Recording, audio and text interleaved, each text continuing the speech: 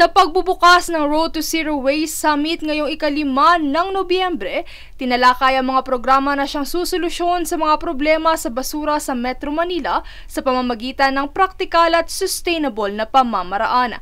Ayon kay MMDA Chair Attorney Romando Artes, ang pakikipagtulungan ng mga pribadong sektor sa pamahalaan ay makatutulong upang mapabilis at epektibong mapamahalaan ang pagpapanatili ng kaayusan sa kapaligiran. Layo ng summit na ito na makapagtatag ng closed-loop system ng solid waste management para sa aspetong ekonomiya, pinansyal at kalikasan. Upang matiyak naman ang pagkakaroon ng sistematiko, komprehensibo at ekologikal na pamamahala ng solid waste, ay isinaalang-alang din ang pagpapataas ng kamalayan ng publiko patungkol sa pamamahala ng basura.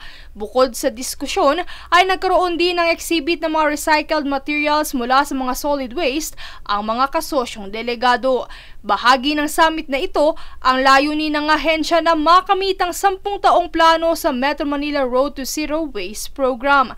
Ang summit ay magtatagal hanggang bukas ika-6 ng Nobyembre.